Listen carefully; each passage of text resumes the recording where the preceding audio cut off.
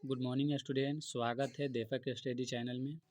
आज हम class 10th math chapter 5 का समांतर श्रेणी उसका उदाहरण नंबर 5 को सॉल्व करेंगे। इसमें दिया हुआ है वह एपी निर्धारित कीजिए जिसका तीसरा पद 5 है और सातवां पद 9 है। तो हमें सबसे पहले पता होना चाहिए कि पहला पद, दूसरा पद और तीसरा पद की फार्मूला क्या होती है। सबसे पहले मैं यहाँ बता दे रहा हूँ कि प्रथम पद यानी कि ए होता है, दूसरा पद ए प्लस डी, यानी कि दूसरा पद बोले तो ए प्लस डी होता है इसका फार्मूला। तीसरा पद बराबर ए प्लस 2d, यानी कि तीसरा है तो यहाँ ए प्लस 2d यानी कि एक घटा देंगे। अगर चौथा पद बोले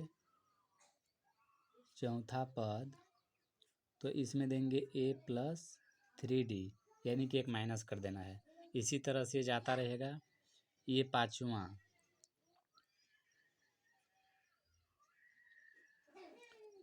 पद ये हो जाएगा ए प्लस 4d, यानी कि इस तरह से फार्मूला होता है। हम सबसे पहले इसमें लिख लेंगे कि दिया है, क्या दिया हुआ है। तीसरा पद बराबर 5 है और सातवां पद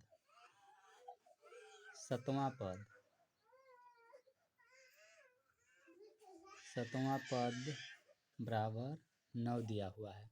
जो दिया हुआ था इसे सबसे पहले हम लिख लिए। अब स्थिति फर्स्ट से चलेंगे।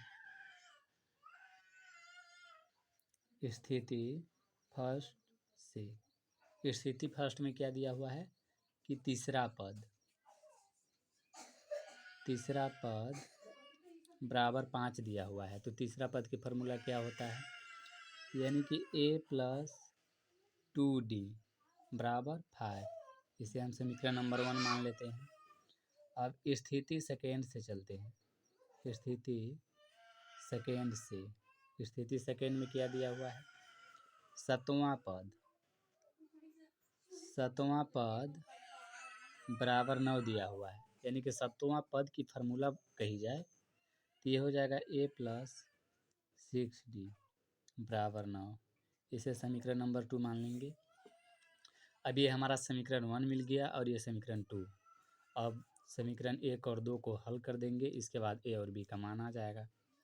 तो लिखेंगे समीकरण 1 व 2 से समीकरण 1 क्या दिया हुआ है, a प्लस 2d बराबर 5, ये समीकरण 1 है। और a प्लस 6d बराबर 9, ये समीकरण 2 है। तो ये दोनों में से किसी एक को बराबर करना होता है, बट यहाँ बराबर पहले से ही दिया हुआ है तो यहाँ पर माइनस केवल कर देंगे, उसके बाद हो जाएगा। ये प्लस में है, इसे माइनस कर देंगे। ये भी प्लस में है, माइनस में हो जाएगा। ये भी प्लस में है, माइनस में।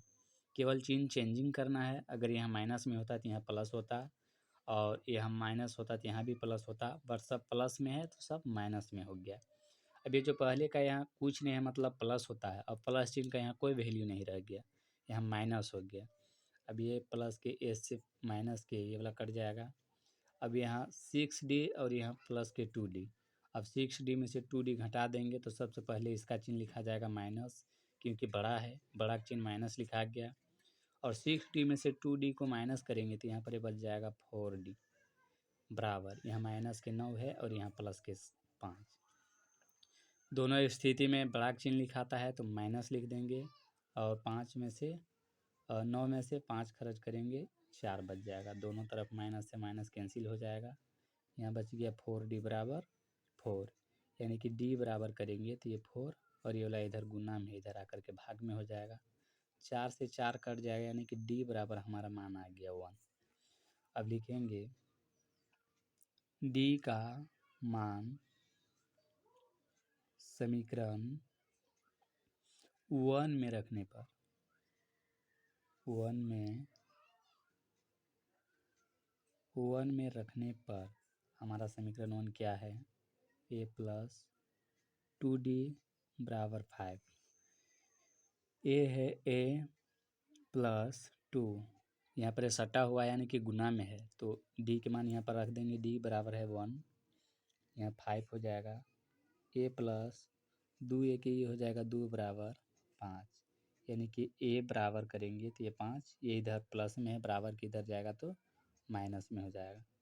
ए बराबर 5 में से 2 घटा देंगे, ये हो जाएगा 3। हमारा क्या मिल गया? ए बराबर 3 और डी बराबर 1। और हमें इस पर एक बार ज्ञात कर देना है। पहला की बात की जाए तो हमें ए पी बनानी बोल रही थी, तो ए पी कहेंगे।